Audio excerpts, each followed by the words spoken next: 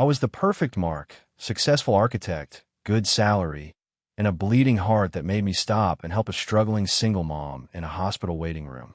What started as paying a stranger's medical bills ended with me building them a life, only to discover I was nothing but an ATM with a pulse.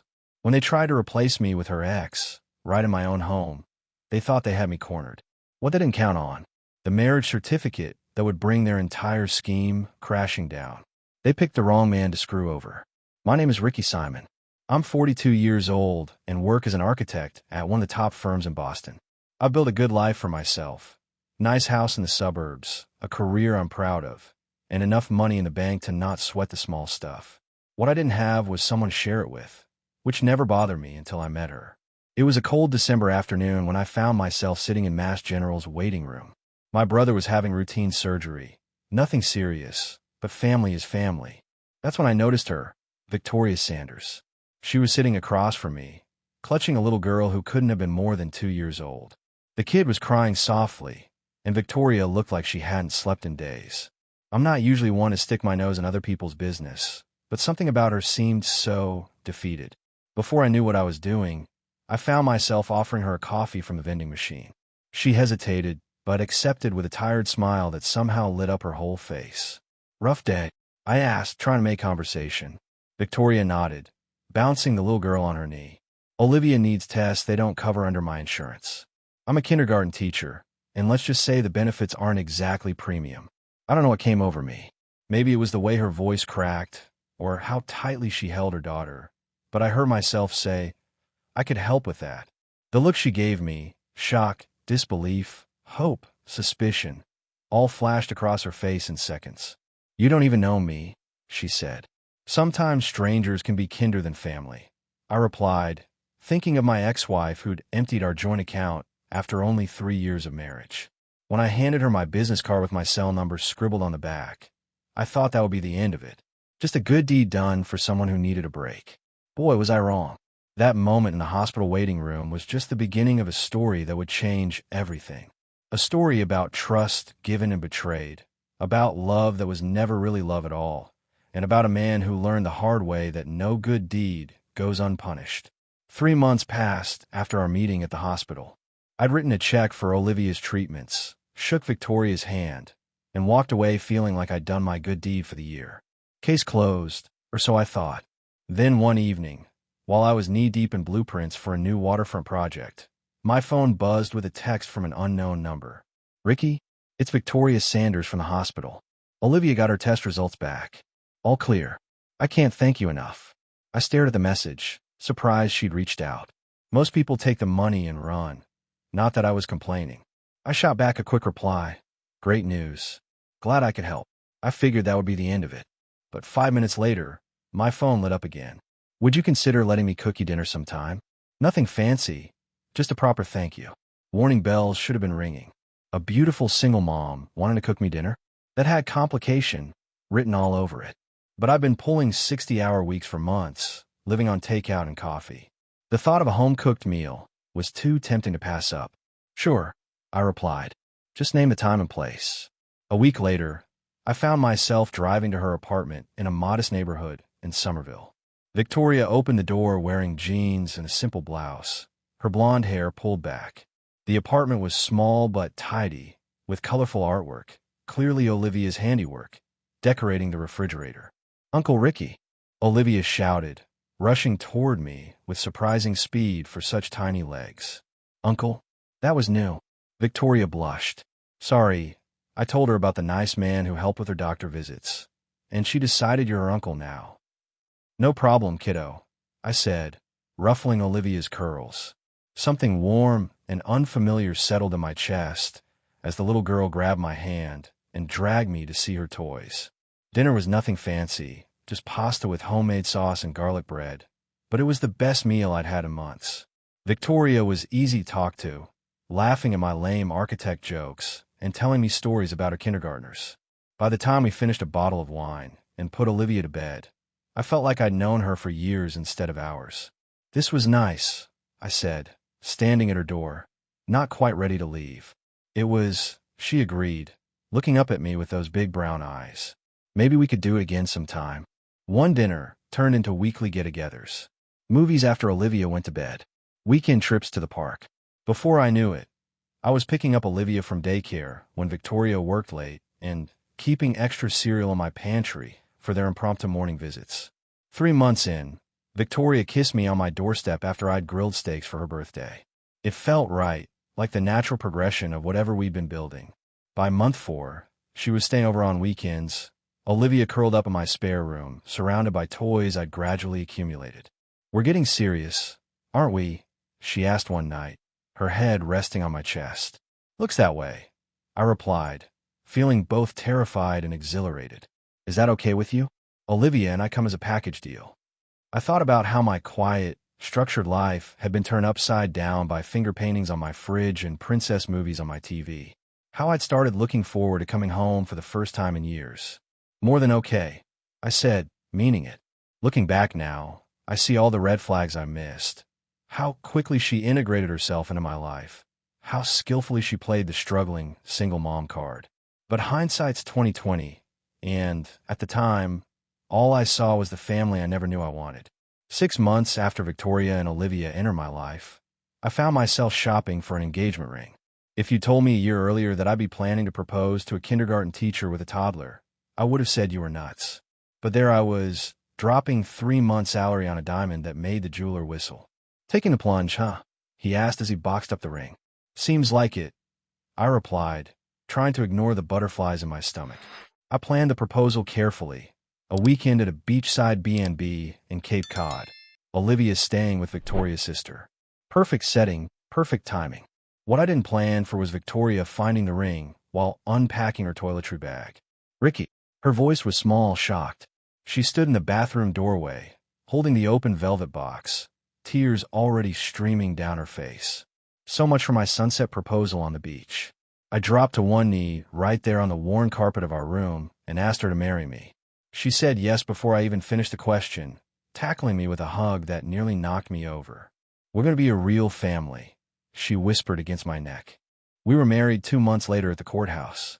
No big ceremony, no fancy reception. Just us, Olivia as our unofficial flower girl, and a couple of friends as witnesses. Victoria wore a simple white dress, and I wore the blue suit from my closet. Olivia threw flower petals everywhere, including down the back of the judge's robe when he wasn't looking. After signing the papers, we took Olivia for ice cream, letting her get a double scoop with sprinkles to celebrate. As I watched chocolate drip down her chin while Victoria wiped it away, laughing, I thought, this is it. This is what happiness feels like. We moved Victoria and Olivia into my house the next weekend. My sleek, minimalist bachelor pad transformed overnight into a family home, with toys in every corner and finger paintings on the refrigerator. I converted my home office into Olivia's bedroom, painting the walls purple at her insistence. My architecture awards now shared shelf space with her stuffed animals. "Is this weird for you?" Victoria asked one night, watching me build a pillow fort in the living room with Olivia. Going from zero to instant family. "Good weird," I assured her, though truthfully, sometimes the change gave me whiplash. But seeing Olivia fall asleep calling me Daddy made any adjustment pains worth it. I threw myself into fatherhood with the same dedication I gave my architectural projects. I learned to braid hair, memorized the names of cartoon characters, and became an expert at removing gum from clothing. I read bedtime stories with different voices for each character, built the most elaborate blanket forts, and never missed a dance recital or doctor's appointment. For her part, Victoria seemed to blossom as my wife. She quit her teaching job, saying she wanted to focus on making our house a home and being there for Olivia. I supported her decision. My income was more than enough for the three of us, and the thought of Olivia having her mom's full attention rather than being shuttled to daycare was appealing. "You're too good to us," Victoria would say, kissing me goodbye each morning as I left for work. And I believed I was the luckiest man alive. I had the family I never knew I wanted, a successful career, and a beautiful home. Everything was perfect, but perfect things rarely last. And perfect families? Sometimes they're just elaborate facades hiding the ugliest truths. I just didn't know it yet. The first 3 years of our marriage were everything I'd hoped for.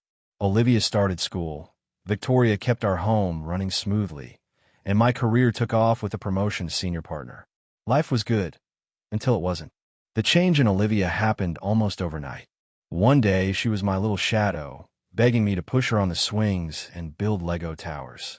The next, she was giving me the cold shoulder, refusing to call me Dad, and rolling her eyes whenever I spoke. What's going on with Olivia? I asked Victoria one night, after putting up with another dinner of Olivia's stony silence. She's just being a preteen, Victoria shrugged, barely looking up from her phone. Girls that age get moody. But this felt different. Olivia was 9, hardly a teenager, and her attitude seemed targeted specifically at me. Whenever Victoria entered the room, Olivia transformed back into a sweet kid. One afternoon, I came home early from work to surprise them. I found Olivia in the living room, playing a board game with Victoria. "Hey guys, room for one more?" I asked, setting down my briefcase. Olivia's smile vanished.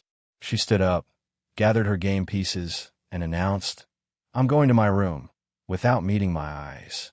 "Olivia," Victoria called half-heartedly, but made no real effort to correct her behavior. I waited until Olivia was upstairs before turning to my wife. "Seriously, what's going on? Did I do something wrong?" Victoria sighed dramatically. "She found out you're not her real father. I had to tell her eventually. She was asking questions." My stomach dropped. "And you didn't think to include me in that conversation?" "It just came up," Victoria said, defensive. "Besides, she had a right to know." Of course Olivia had a right to know, but the way it was handled sent a clear message. I was an outsider, not truly part of their family unit. The next few months were rough. I tried everything to reconnect with Olivia, special daddy-daughter outings, helping with homework, even taking her to my office to show her what architects do. Nothing worked. She remained distant, answering my questions with one-word responses and flinching away from hugs. Victoria was no help. She watched our relationship deteriorate with passive indifference, occasionally making excuses for Olivia, but never stepping in to mediate. Sometimes I caught a look in her eyes, not concern, not sadness, but something like satisfaction. It chilled me to the bone. I was losing my daughter, and somehow, my wife seemed okay with it. More than okay, almost pleased. I just couldn't figure out why. While trying to salvage my relationship with Olivia, I neglected to see the bigger warning signs. One Tuesday, I came home early, hoping to surprise Olivia after school with her favorite ice cream. Instead, I found her sitting at the kitchen table with a man I'd never seen before. He was in his 30s, with a leather jacket and an expensive watch.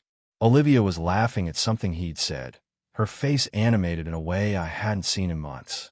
"Who are you?" I demanded, setting down the ice cream. The man stood, extending his hand with casual confidence. "Mark Wilson, friend of the family." Olivia's expression closed off immediately. "Mom invited him," she said, her tone challenging. "Where is your mother?" I asked, ignoring the outstretched hand. "Shopping. She'll be back soon." Mark dropped his hand, smirking. Victoria mentioned she might be late. Asked me to watch Olivia. My blood boiled. Some stranger was sitting with my daughter, and Victoria hadn't bothered to inform me. I pulled out my phone and called her immediately.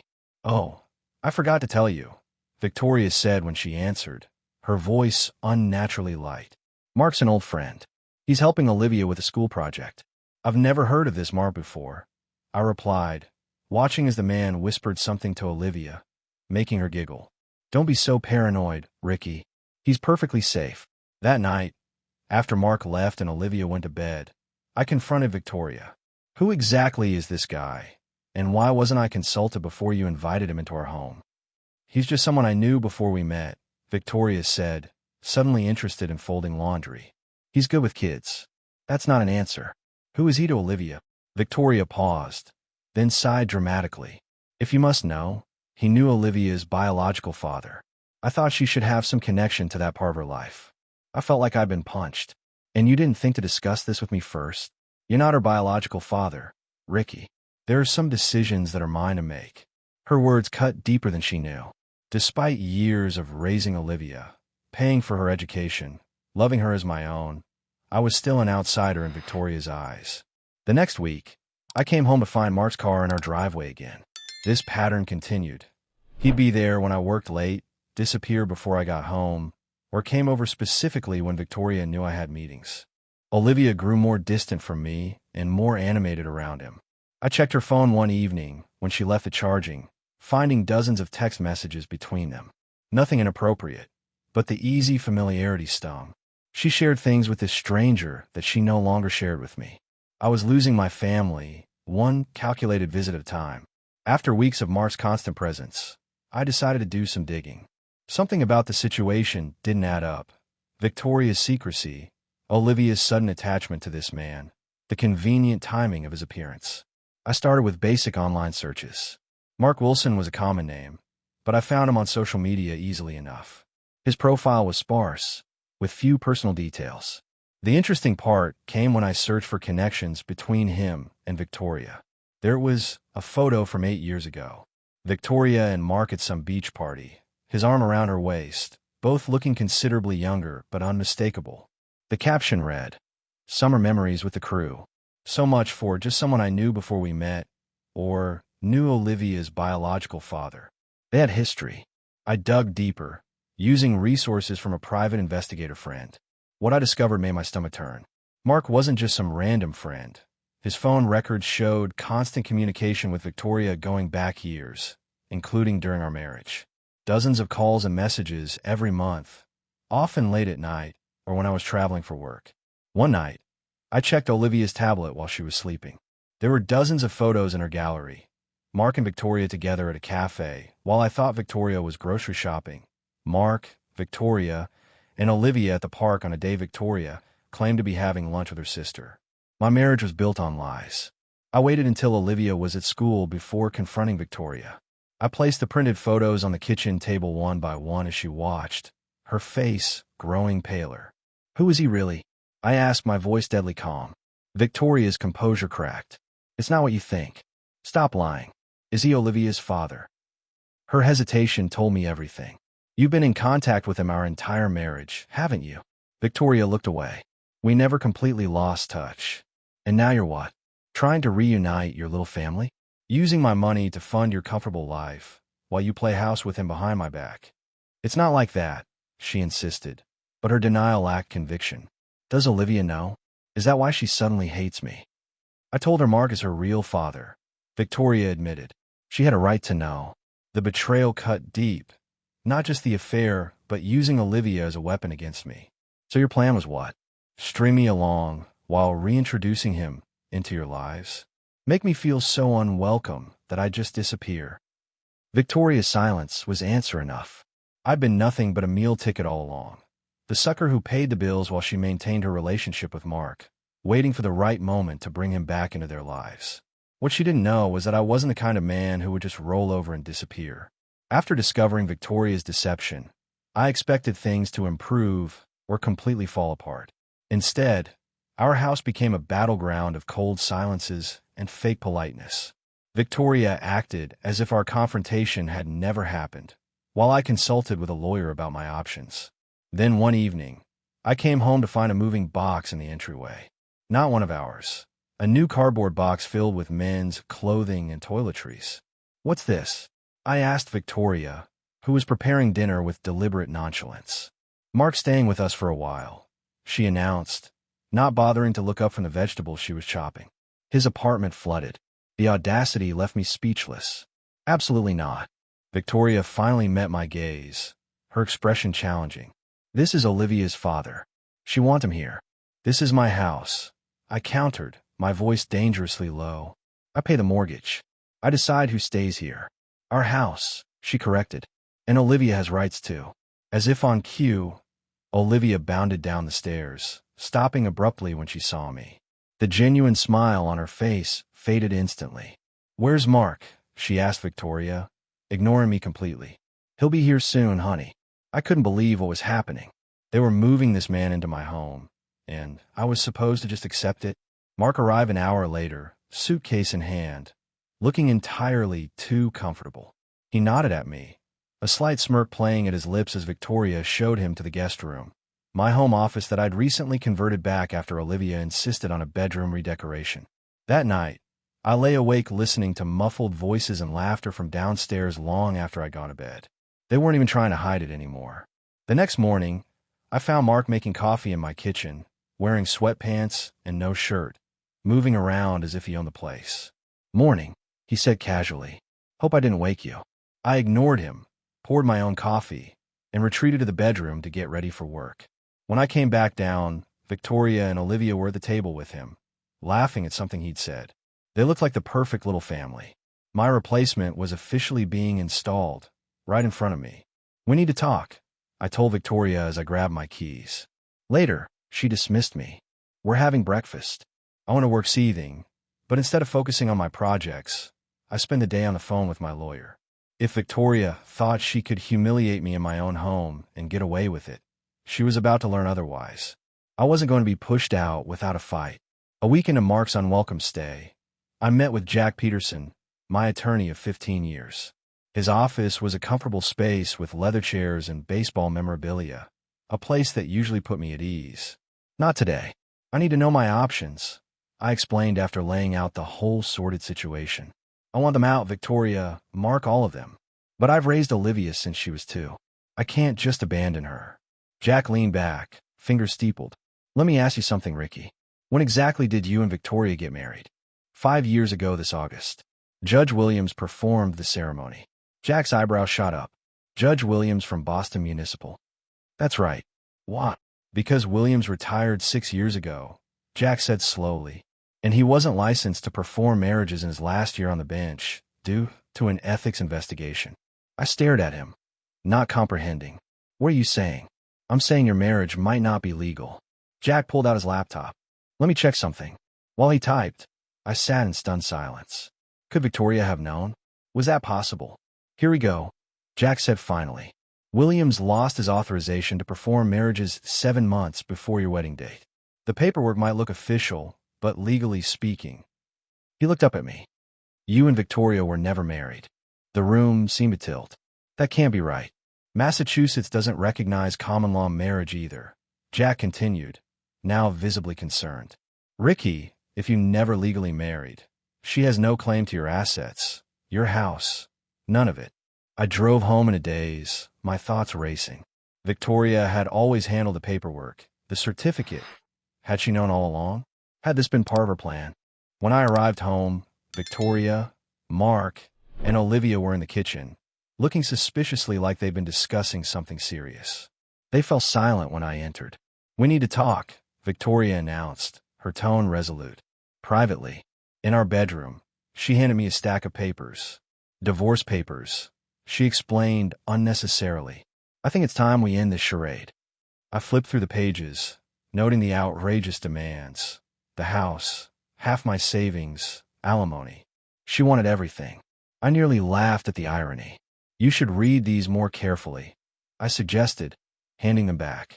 I know what they say, she snapped. My lawyer drafted them. Then your lawyer is incompetent, I replied calmly. You can't divorce someone you were never legally married to. Victoria's face went completely blank. What are you talking about? Judge Williams wasn't authorized to perform marriages when we had our ceremony. The marriage isn't valid. I smiled thinly, which means these papers are worthless. For the first time since this nightmare began, I saw real fear in Victoria's eyes. Victoria's shock quickly morphed into desperation. You're lying, she hissed. We have a marriage certificate. A worthless piece of paper, I replied. My lawyer confirmed it. Judge Williams wasn't authorized to perform marriages. You might want to check with your own attorney, but the facts won't change. She grabbed her phone, fingers trembling as she dialed, and stepped into the bathroom.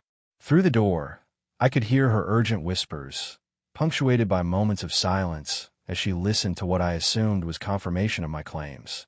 When she emerged, her face was ashen. This doesn't change anything about Olivia, she said defiantly. She's still not your biological daughter. True, I conceded. But this is still my house, purchased before you enter the picture. You have no legal claim to it, or my assets. Her eyes narrowed. You wouldn't throw us out. Not Olivia, I clarified. But you and Mark? Pack your bags. Victoria's composure cracked. You can't do this. We've been together for years. Living a lie you crafted, I countered. How long have you been planning this, Victoria? Was the invalid marriage part of your scheme from the beginning, or just a lucky accident? Her silence told me everything. You've been playing me since day one. I continued, the truth settling like ice in my veins. You saw a man with money, a man willing to help a woman with a sick child, and you targeted me. That's not true, she protested weakly. Isn't it? You kept in touch with Mark our entire relationship.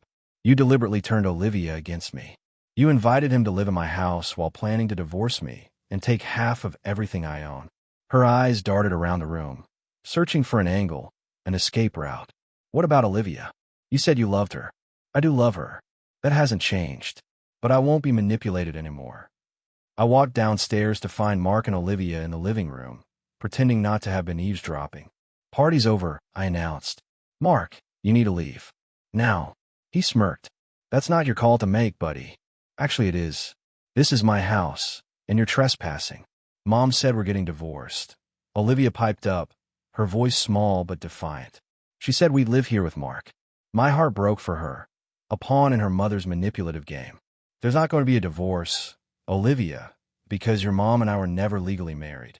I looked directly at Mark. And neither you nor your mother have any right to this house. Mark's smug expression faltered. Victoria, he called up the stairs. She appeared, looking defeated. It's true. The marriage isn't valid. For the first time, I saw real fear in Mark's eyes. Their perfect plan was crumbling, and they knew it. The next 3 days were the longest of my life. After the confrontation, Victoria and Mark retreated to the guest room, huddling together and whispering furiously. I could hear their arguments through the walls, blame being tossed back and forth like a hot potato. Their perfect plan had collapsed, and neither wanted to take responsibility for the failure. I slept in the master bedroom with the door locked, not trusting either of them. During the day, I worked from home, unwilling to leave them alone in my house. I'd already transferred my most important documents and valuables to a safe deposit box, just in case. Olivia was caught in the middle, confused and angry. Victoria had filled her head with promises of a new life with her real dad, and now those plans were evaporating. She avoided me entirely, spending most of her time in her room. On the third morning, I came downstairs to find Victoria waiting at the kitchen table, alone. Can we talk? She asked, her voice hollow. Civilly, I poured myself coffee before sitting across from her, maintaining a careful distance. I'm listening. I need more time, she said, to find a place. Get things arranged for Olivia. We can't just leave overnight. You have 1 week, I replied evenly. I've already arranged for a moving company to pack your and Olivia's belongings. I slid a business card across the table. They're paid in full. Her eyes narrowed. And what about Olivia? You claim to love her. I do love her. That hasn't changed. I took a deep breath. She's welcome to visit any time. I'll continue supporting her financially, directly to her, through a trust fund for education. Not through you. Victoria's face hardened. She won't want to see you. Not after this. That's her choice to make when she's older, I said, refusing to take the bait. For now, I'll respect her feelings, but I won't cut her off completely. You're a cold bastard, Victoria spat, her mask of reasonableness slipping. No, I'm a man who's finally seeing clearly. There's a difference. A week later, I stood in my empty driveway, watching as the moving truck pulled away. Victoria had barely spoken to me during the packing process, communicating through terse notes and text messages. Mark had disappeared 2 days earlier, supposedly to get their new place ready, though I suspected he was already distancing himself now that the golden goose had stopped producing. Olivia had refused to say goodbye. Her last words to me, spat in anger during the packing, had been, "I hate you," each syllable like a knife to my heart. I hoped someday she'd understand, but I wouldn't hold my breath. As the dust settled on my now quiet house, I felt a strange mixture of loss and relief. The family I thought I'd built had been an illusion, a carefully constructed trap designed to extract maximum value from my bank account and my heart.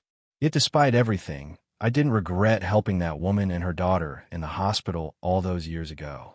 I'd acted out of genuine kindness, and the fact that it had been twisted and exploited didn't make the initial act any less worthy. 6 months later, I received a letter forwarded through my lawyer. It was from Olivia, a short note saying she missed me and asking if we could talk. Apparently, Victoria and Mark's relationship had imploded once the money dried up. He'd moved on to greener pastures, leaving them struggling. I arranged to meet Olivia for ice cream, just the two of us.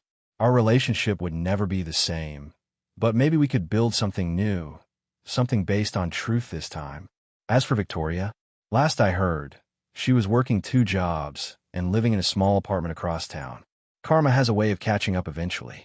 Sometimes, the most expensive lesson in life is learning who doesn't deserve your kindness.